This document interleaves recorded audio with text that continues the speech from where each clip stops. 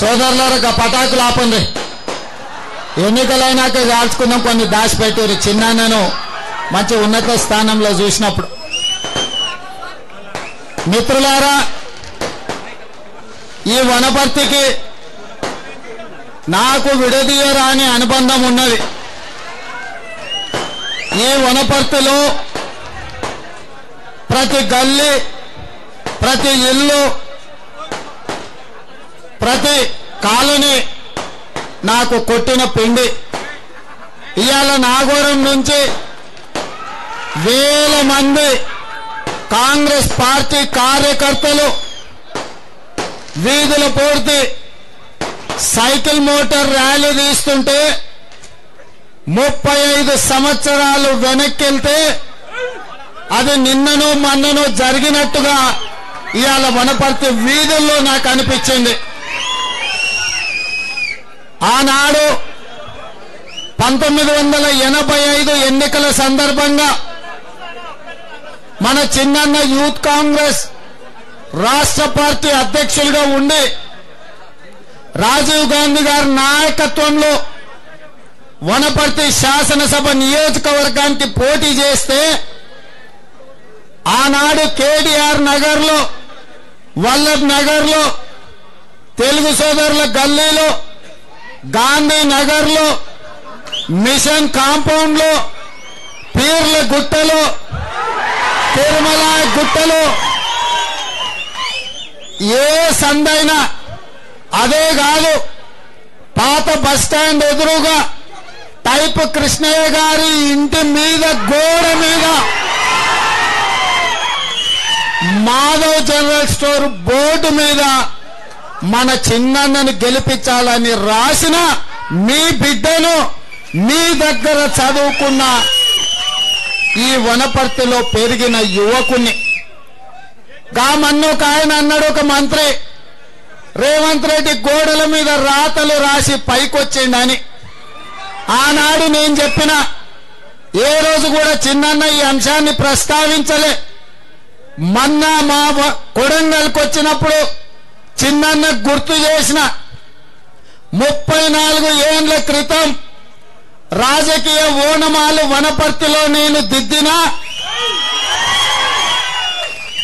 మొట్టమొదటిసారి నేను, నా మిత్రుడు ఆర్టిస్టు సూరి ఇద్దరం కలిసి గల్లీ గల్లీలో ప్రతి ఇంటి మీద, చివరికి కోన బాలరాం గారి ఇంట్లో పెళ్లి ఉంటే, బాబు మైక్ సక్క పెట్టుకో, కోన బాలరాం గారి ఇంట్లో పెళ్లి ఉంటే ఇంటికి రంగులేసుకుంటే కూడా రంగులేసుకున్న ఇంటి మీద చిన్నన్నను వనపర్తి శాసనసభ్యుడిగా గెలిపించండి అని రాసిన మీ దగ్గర చదువుకున్న బిడ్డని. ఇవాళ ఈ వనపర్తి గురించి, ఈ వనపర్తిలో నాకున్న అనుబంధం గురించి చెప్పాలంటే, ఢిల్లీ వాళ్ళలో గులాబ్ జామ్ తిన్న యువకులను, రాజీవ్ గాంధీ చౌరస్తాలో మోహన్ హోటల్లో తాగిన కాఫీ, ఆ పక్కలో ఉన్న మిర్చి బండి, పాత బస్టాండ్ పక్కన హిందుస్థాన్ హోటల్లో తిన్న కీమా భోజనం, ఏదైనా ఇదే కాదు రామ టాకీసు, రంగ టాకీసు, జగదీష్ టాకీసు, వెంకటేశ టాకీసులో చూసినన్ని సినిమాలు జీవితంలో ఎప్పుడు చూడలే. పీర్ల గుట్టైనా తిరుమల గుట్టైనా ఎక్కినాం, అన్ని టాకీసులలో సినిమాలు చూసినాం. ఇదే కాదు, రాజనగరం జాతరలో సీకులూరులో మటన్ తిన్నాం. ఇంతకుముందు ఆ రాజనగరం మూల మీద నుంచి నాగోరం దాటిన తర్వాత వేల మంది యువకులు అక్కడి నుంచి వస్తుంటే, రాజనగరం జాతర నుంచి తండోపతండాలుగా వనపర్తి బిడ్డలు తరలి వస్తున్నట్టుగా అనిపిస్తుంటే 35 సంవత్సరాల క్రితం జ్ఞాపకాల దొంతర్లు మళ్ళొక్కసారి గుర్తు వచ్చినాయి. ఇవాళ వనపర్తితో నాకు ఉన్న అనుబంధం, వనపర్తితో నాకు ఉన్న బంధం నా మిత్రులు ఈ రోజు కూడా హాకీ పోటీలు నిర్వహించే మిత్రులే కాదు, చనిపోయిన బాల్య మిత్రులు కూడా ఇక్కడ చాలా జ్ఞాపకాలు ఉన్నాయి నాకు. అయితే ఇవాళ ప్రత్యేకమైన సందర్భంలో మీ బిడ్డగా మీ మధ్యలో పెరిగిన పోరడుగా ఈ వనపర్తి గోడల మీద రాతలు రాసిన రేవంత్ రెడ్డి ఈరోజు మన చిన్నన్న, పేరుకు చిన్నన్న గాని మా అందరికి పెద్దన్న, మా సొంత అన్న. ఇవాళ చిన్నన్న తరఫున చిన్నన్న పక్కన నిలబడి నేను చిన్నన్నకు అండగా నిలబడ్డా అని చెప్పుకుంటే నా ఛాతి 2 ఇంచీలు పెరుగుతుంది.